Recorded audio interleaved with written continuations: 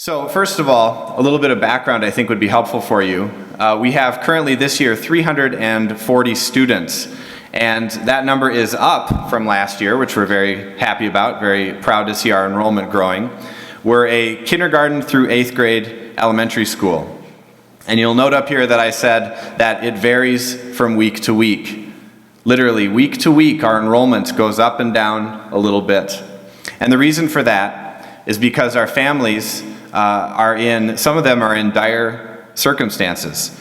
The majority of our students live in poverty, and they sometimes need to move around to find affordable housing. They sometimes aren't able to come to our school for a full school year. Some of them have to leave and then come back. And there are a number of different reasons for that. Our school is also unique because 85% of those 340 students are Latino. So we serve more Latino families and students than any other elementary school in the Archdiocese. So that's another thing that makes us very unique. And finally, 76% of our families, or students this year, are English language learners. So what that means is that they grew up with a language that was not English, and predominantly that is Spanish. The largest Latino population that we have comes from Mexico. Second after that, the largest number of students is from Ecuador.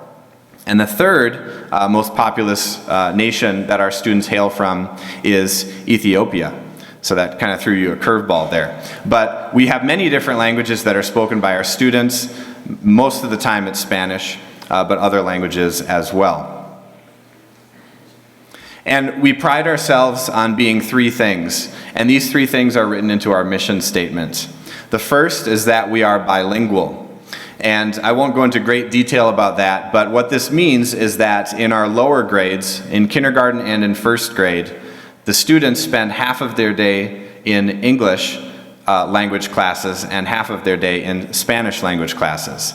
And the reason that we do that is because the research on the brain says that it's actually more effective for students to learn two languages at once and help them become proficient in both languages. So it kind of goes against what you might think, but learning language is a very powerful thing when children are very young. And these children, as they go through our school, will have the blessing of graduating from our school and coming perhaps to a school like this one and speaking two languages fluently. And in fact, for those students who are from Ethiopia, some of them are going to be trilingual when they graduate from 8th grade. So not many of us can say that. So that's one of the things that's important about our school. As I mentioned, because of the number of students that we have and the different nations that they're coming from, our students are very multicultural. I believe about 2% of our population is Caucasian or white, and I'm thinking about sending my kindergartner to school there next year, so I think that'll be a really interesting experience for her. But one of the things that it guarantees is that our students have a truly multicultural education, and that's something that's very valuable for them in the 21st century. And finally, our school is financially accessible, and I'll talk a little bit more about why we need to do this. Our tuition at Risen Christ is about $2,500 per year. That's far, far less than what most elementary schools charge. But what our families are actually able to pay is even less than that.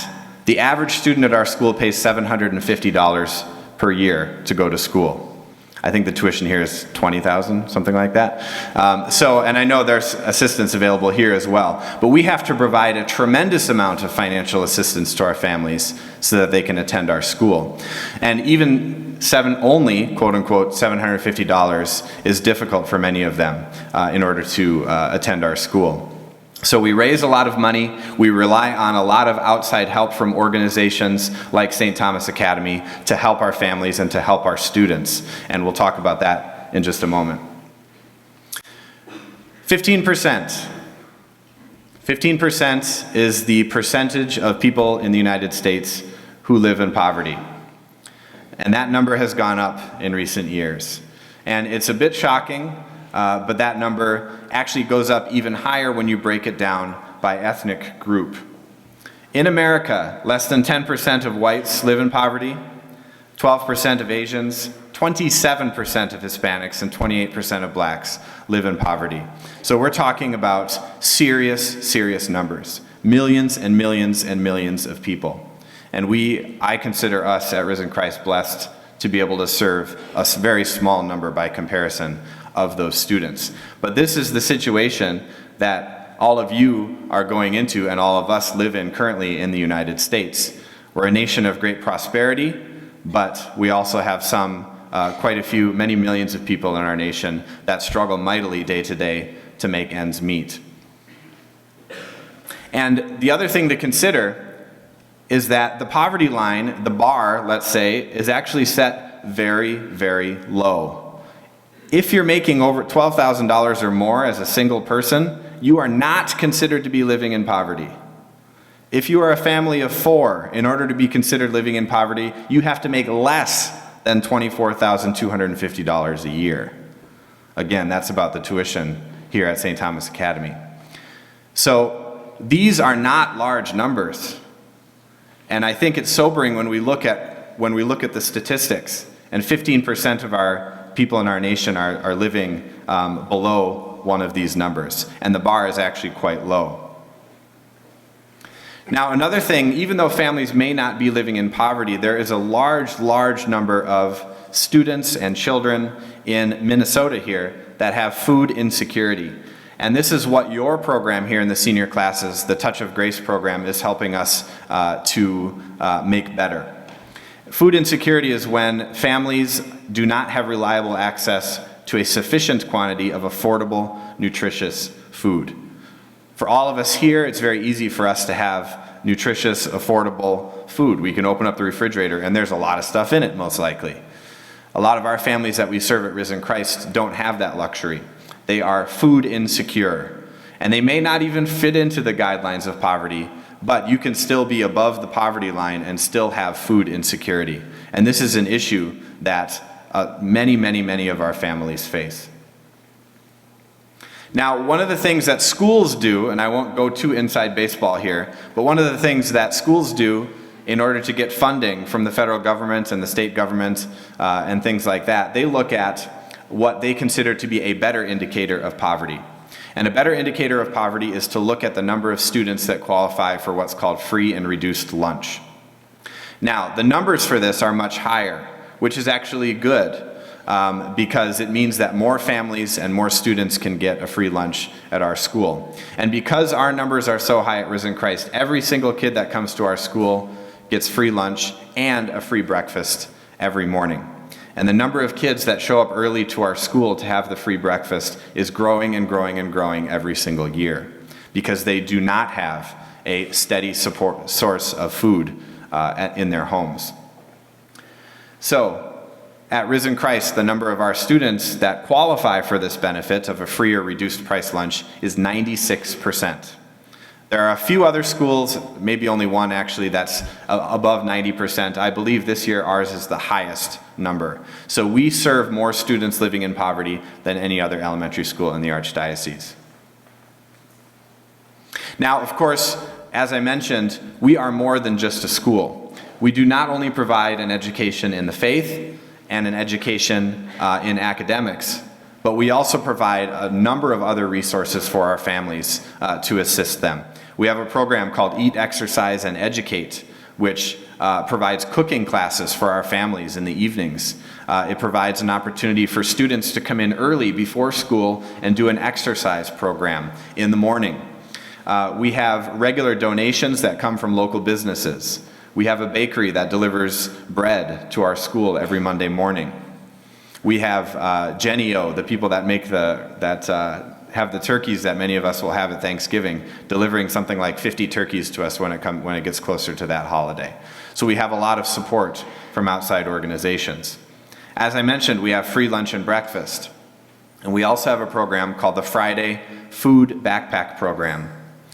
And this is a program in which volunteers come into our school on Friday afternoon. They take students' backpacks that are in the classroom that they've identified, and they fill them with food so that the kids have something to eat over the weekend. So this is something that we do for our students because we know their parents have told us, the kids have told us when they come into school on Monday that they did not get enough to eat over the weekend. So this tells you a little bit more about our school. this is an indicator of the fact that our school, for many of our families, it's a lifeline for them. We're providing the education, but we're also helping them with other resources that they need. And one of the most important, of course, being food. That, to me, was one of the most startling things that I learned about Risen Christ when I started at the school a few months ago, is that we were providing food for families and students. And that food actually comes from a nonprofit organization called the Sheridan Project, which does this in schools all over the Twin Cities so that families have enough to eat over the weekend.